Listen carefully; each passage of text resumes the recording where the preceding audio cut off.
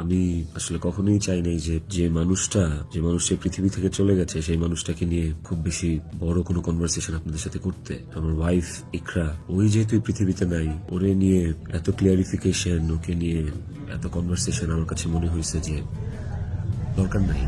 ওর মৃত্যুটা এমনিতেই আমাকে যে ট্রমা দিচ্ছে, পাথরই বানায় ফেলছে একরকম। একটা পৃষ্ঠা পড়েই পুরো গল্পটা সম্পর্কে আপনারা আপনাদের মনের মতো করে যা খুশি বলতেছেন। আমি এই ভিডিওতে সবকিছু ক্লিয়ার করবো, এভরিথিং। ভালোবাসা প্রমাণ দিতে যে এত করে চলে গেল, ওই মানুষটা শেষবারের মতো মুখটাও দেখতে আসলাম না। এই যে আপনাদের প্রশ্নটা, আচ্ছা আপনারা কি আমার দেশে আসার মতো পরিস্থিতি রাখছেন? আমি দেশে আসা মাত্রই আমার উপর মব সৃষ্টি হবে, আমি দেশে আসার মাত্রই আপনারা আমাকে টাইনা ছিঁড়ে ফেলবেন। আমার ফোনে এত এত এত থ্রেটস, আমার কাছে এমন ইনফরমেশন আসছে যে এয়ারপোর্টের বাইরে লোক রেডি করা আছে, আমি যাওয়া মাত্রই they will gonna hit me, they will gonna kill me. এখন যদি আমিও মারা যাই, রিজিকের মার কাছে চলে যাই, রিজিকের কি হবে? রিজিক তার বাবাকেও হারান, এই ছেলেটার কি দোষ? এই ছেলেটা বড় হবে না? বাপ, ওই বাপের অভাব কিভাবে পূরণ হবে তাইলে? মাও থাকবে না, বাপও থাকবে না? আপনারা এটা চান? আমার ইকরার শেষ মুখটা আপনারা আমাকে দেখতে দেন নাই। আমার ইকরার শেষ মুখটা ইকরার পরিবার আমাকে দেখতে দেয় নাই। 16 বছর সংসার করছি, 16 বছর একটা শত্রুর সাথেও যদি কেউ এক ছাদের নিচে থাকে, সে মারা গেলে তার চেহারাটা দেখার জন্য ছটফট করে মানুষ। আর আমার বউ ছিল, আমি ভালোবাসা তার বিয়ে করছি, ওই মানুষটা মারা গেছে, তার শেষবারের মতো তার চেহারাটা আমি দেখবো না? টক্সিসিটি একটা বিষয়। আমাদের রিলেশনশিপটা অনেক আগে থেকেই টক্সিক ছিল, অনেক আগে থেকে টক্সিক ছিল। তিথির সাথে পরিচয় হওয়ার আগে থেকেও টক্সিক ছিল, অনেক আগে থেকে আমার কাছে ডিভোর্স চাইতো, কিন্তু আমি কোনোদিনই ওকে ডিভোর্স দিতে চাইনি, তালাক দিতে চাইনি। আমার একটাই কথা ছিল যে আমি সংসার করব, কারণ আমি নিজে একটা ব্রোকেন ফ্যামিলি থেকে বড় হওয়া ছেলে। আমি যখন ক্লাস 5 বা 6 পড়ি তখন আমার বাবা মার মধ্যে ডিভোর্স আর সেপারেশন হয়। আমি খুব ভালো করে ফিল করছি, আমি নিজে ফিল করছি যে একটা ব্রোকেন ফ্যামিলিতে একটা সন্তান কোন ধরনের ইনকনভিনিয়েন্স, কত ধরনের সমস্যা ফেস করে, তার মেন্টাল স্টেট কেমন হয়। আমি কোনোদিনই চাইনি রিজিক এই সাতটা পাক। আমি কোনোদিন চাইনি যে রিজিক ব্রোকেন ফ্যামিলির বাচ্চা হোক, বেবি হোক, বা ও আমি যে কষ্টটা ফিল করছি আমার লাইফে, এই কষ্টটা সেম কষ্টটা রিজিক ফিল করুক, এটা আমি কোনোদিনই চাইনি। এই কারণে আমি অলওয়েজ, আমার মধ্যে ট্রমাটা ছিল যে আমি কোনোদিন ওর কাছে বলি নাই যে আমি ওকে ডিভোর্স দিব, আমি ডিভোর্স দিতে চাই। আমি অলওয়েজ ওর সাথে সংসারই করতে চাইছি। স্ক্রিনশট দিব, আপনারা দেখতে পাবেন। ইকরা শুরু থেকেই, আমাদের সম্পর্কের শুরু থেকেই অনেক সন্দেহপ্রবণ ছিল, আর এই সন্দেহ প্রবণতার কারণে আসলে আমাদের সম্পর্কটা টক্সিক হয়ে গেছিল। এই টক্সিসিটির মধ্যেও আমরা আসলে সংসারটা চালায় যাচ্ছিলাম। এই যে মানুষটা চলে গেল আমাদেরকে রেখে, এই যে মানুষটা মারা গেল, ওরে নিয়ে আসলে আমার কতটুকু বলা উচিত আমি আসলে জানি না। সময় চলে আসছে, অনেক কিছু আপনাদেরকে আসলে জানানো উচিত, আপনাদেরকে জানাইতে হবে। আমার ওর কিছু বদভ্যাস ছিল, আসলে ওকে আরো ক্রেজি করে ফেলছে। এমনি তো বাইরের মানুষ থেকে ট্রিগার্ড হইতো, ওই জিনিসগুলো ওকে আরো পেয়ে বসতো। আর এই বিষয়গুলো আসলে আমি জাস্ট মুখের কথা বলতেছি না, আমার কাছে প্রমাণ আছে। ইভেন আমি আপনাদেরকে এগুলো সব শেয়ার করব পরের ভিডিওতে। ইকরা ট্রিগার্ড হয়েছে, কিন্তু সেটা আমি করি নাই। ইকরা ট্রিগার্ড হয়েছে আমারই কিছু ভাই ব্রাদার, কিছু কাছের মানুষ, যারা ওর আমার দুজনেরই কমন সার্কেল, যাদের সাথে ইকরার আমি দুজনই খুব ইন্টিমেট ছিলাম। ওরা ডে বাই ডে ওকে ট্রিগার করে করে আজকে এই জায়গায় নিয়ে আসছিল। এই মানুষগুলা তো থার্ড পার্সন আমার জীবনে। একটা সংসার তখনই টক্সিক হয় যখন বাইরের মানুষরা ওই সংসারের মধ্যে ইনভলভ হওয়া শুরু করে, বাইরের মানুষগুলা ওই সংসারে হাজবেন্ডকে বা ওয়াইফকে ট্রিগার করা শুরু করে। এই মানুষগুলা সম্পর্কে আমি পরে অন্য একটা ভিডিওতে হয়তো বলবো, মনে করে আমার সংসারে ইন্টারফেয়ার করছে, তাদেরকে নিয়ে পরে কথা বলবো উইথ প্রুফ। কিভাবে বলেন যে আমার ইকরাকে আমি মেরে ফেলছি? ইকরাকে এইসব মানুষ মেরে ফেলছে, এরা মেরে ফেলছে ট্রিগার করতে করতে। যেখানে একটিবারের জন্য আমি ওকে কোথাও বলি নাই যে আমি ওর সাথে থাকবো না। আমার পুরো কনভারসেশনে আমি কখনো ওকে গালিগালাজ করি নাই, আপনারা সেটা পাবেন না। বরঞ্চ ও আমাকে অনেক গালিগালাজ করছে, অনেক উল্টাপাল্টা কথা বলছে, অনেক থ্রেট দিচ্ছে, অনেক কিছু করছে। আমি ট্রিগার করি নাই। আমি অন্তত চাই নাই যে আমার কাছে ইকরা শুধু আমার ওয়াইফ ছিল না, আমার কাছে এত টক্সিসিটির পরে এসেও ইকরা আমার কাছে আমার সন্তানের মা ছিল। ইকরার মৃত্যুর আগে ওর ভিডিও কলে ও এমন কি দেখছে বা আমি এমন কি বলছি ভিডিও কলে যে কারণে ও বাধ্য হয়েছে সেট করতে। আপনাদেরকে যে স্ক্রিনশটটা দিব, ওই স্ক্রিনশটটাতে আপনি নিচে গেলে দেখতে পারবেন যে একটা কনভারসেশনের পরে ওর সাথে আমার একটা 22 সেকেন্ডের ভিডিও কল।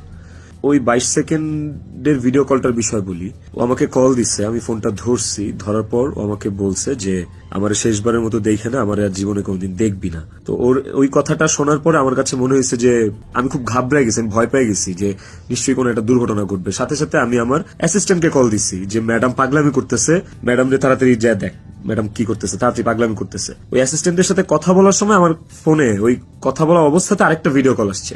অ্যাসিস্ট্যান্টকে আমি হোয়াটসঅ্যাপে কথা বলতেছিলাম, মেসেঞ্জারে আমার কলটা, ভিডিও কলটা আবার আসছে ইকরার থেকে। তো অ্যাসিস্ট্যান্টের সাথে কথা বলতে বলতে ওই কলটা রিসিভ করতে পারি নাই। অ্যাসিস্ট্যান্ট ততক্ষণে ম্যাডামের ওখানে গেছে, আর আমার কলটা যেহেতু আমি ধরতে পারি নাই, তারপর আমি অ্যাসিস্ট্যান্টের সাথে কথা শেষে আমি নিজে কল ব্যাক করছি। তারপর ওই কল ওখান থেকে আর কখনো রিসিভ হয় নাই।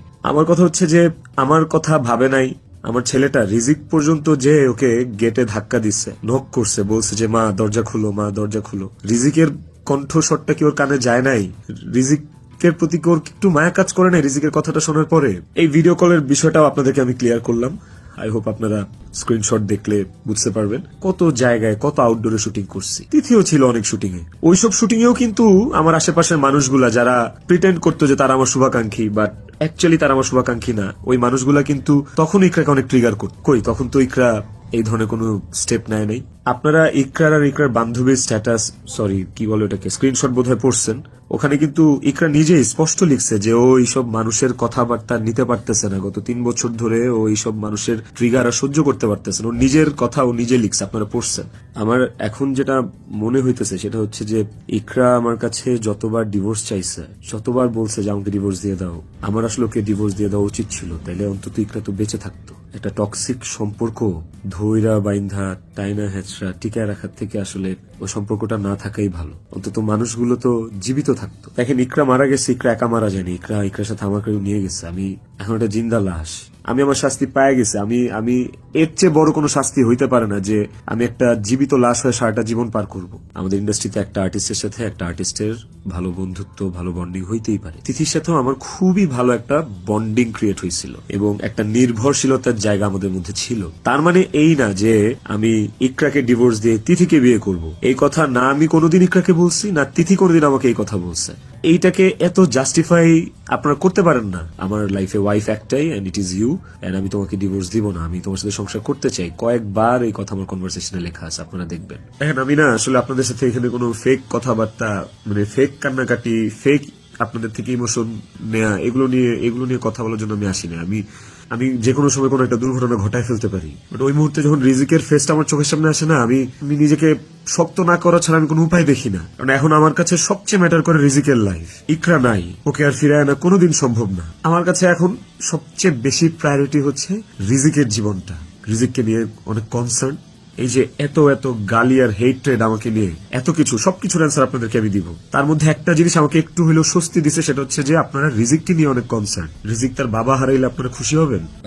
আপনাদেরকে আরেকটা কথা বলবো, সেটা হচ্ছে যে আপনারা অনেকেই বলতেছেন যে বউ মারা গেছে অথচ আমি আসতেছি না, নেপাল থেকে আসতে কয় ঘন্টা লাগে, নেপাল কি মঙ্গল গ্রহে নাকি, অনেক কথা বলতেছে। কন্টেন্ট ক্রিয়েটাররা ভিডিও বানাইতেছে যে নেপাল থেকে আসলে 1 ঘন্টা লাগে, এই লাগে সেই লাগে। ভাই আমি নেপালে 18 বার আসছি, আমি জানি নেপাল থেকে যেতে কতক্ষণ লাগে। কিন্তু নেপাল থেকে বাই রোডে বাংলাদেশে যাওয়ার কোনো সুযোগ নাই। ইন্ডিয়া হয়ে বাই রোড যাওয়া যায়, সেটাও লুকায় টুকায় যাওয়া যায়, অথবা ইন্ডিয়ার ভিসা থাকা লাগে। যেদিনের ঘটনা সেদিন আমি এমন কোনো চেষ্টা বা প্রয়াস বাদ রাখি নাই যে নেপাল থেকে বাংলাদেশে যেন আসা যায়। বাংলাদেশ নেপাল ডিরেক্ট ফ্লাইট হোক, ছিল না। ট্রানজিট ফ্লাইট ছিল না, একটা ট্রানজিট ফ্লাইট ছিল, ওইটার টাইম আর ওইটাতে আসলে আমাকে পরের দিনে আসতে হইতো। বাট ওই দিন যেদিনের ঘটনা, ওই দিন আমি কোনোভাবেই টিকিট ম্যানেজ করতে পারিনি। এটা হচ্ছে যেদিনের ঘটনা, সেদিনের কথা বললাম। এরপরের দিন আপনারা যে বলতেছেন যে শেষ দেখাটাও দেখলাম না, আসলাম না, এই না সেই না, আমি টিকিট কাটছিলাম। ওই টিকিটটা ছাড়াও অন্য কোনো টিকিটে আসলেও আমাকে দেরি করে আসতে হইতো। সো সবচেয়ে ফাস্টেস্ট টিকিট ছিল এটাই, বাংলাদেশ বিমানের। আমি টিকিট কেটে ইমিগ্রেশন পার করেও চলে আসছি।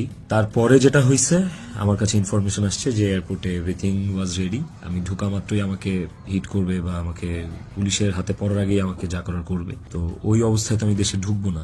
এর সাথে শুধু আমার কাছের মানুষজনই যে জড়িত তা না, আর অনেক মানুষজন জড়িত। আমি কাউকে ছোট করতে চাই না বা কাউকে আমি এখনই দোষ দিতে চাই না। ওই জিনিসটা অ্যাভয়েড করার জন্য যে আমার কিছু হইলে এখন আমার ছেলের কি হবে, আমার ছেলে তো আমার পথ চেয়ে বসে আছে। ব্যাপারটা যখন আমি জানতে পারি, ক্লিয়ারিফাই হই, তখন আমি ইমিগ্রেশন ক্রস করার পরেও আমি অফলোড হই। আর যারা বলতে চাচ্ছেন যে আমি আসি নাই, আমার আসার ইচ্ছা নাই, দেখার ইচ্ছা নাই, খুবই বুলশিট কথা এবং ভুল কথা। যার সাথে আমি 16 বছর কাটাইছি, যারা আমি ভালোবেসে বিয়ে করছি, তার শেষ মুখটা আমি দেখতে আসবো না, এটা শুনতে পাইলেও বা এটা শোনার পরও আসলে আমার কলিজাটা কাঁপা ওঠে, আমার ছটফট করে। আমি যখন আপনাদের রিলস দেখি, আমি যখন আপনাদের ভিডিও দেখি যে কবরে শোয়ানো হচ্ছে, কবর খোঁড়া হচ্ছে, লাশের গাড়ি যাচ্ছে, ভাই আমি ঠিক থাকতে পারি না। আমার ভেতরটা যে কেমন ছটফট করে, আমি আপনাদেরকে এটা বুঝাইতে পারবো না। এটা বুঝানোর সাধ্য কারণ নাই, যার যায় সে বুঝে। বিশ্বাস করেন, যার যায় একমাত্র সে বুঝে। ইকরার সাথে আমার এমন কি কথা হইলো যে ইকরা সেট করতে বাধ্য হয়েছে। আরেকটা যে বিষয় সেটা হচ্ছে যে কিছু স্ক্রিনশট ঘুরে বেড়াচ্ছে ফেসবুকে, সোশ্যাল মিডিয়াতে, যে ওখানে লেখা আমি ইকরাকে বলতেছি আমি ওকে ডিভোর্স দিয়ে তিথিকে বিয়ে করবো। আপনারা ভাবতেছেন এই জন্য ইকরা সুইট করছে। আপনাদেরকে বলতে চাই স্ক্রিনশটটা পুরোটাই ফেক।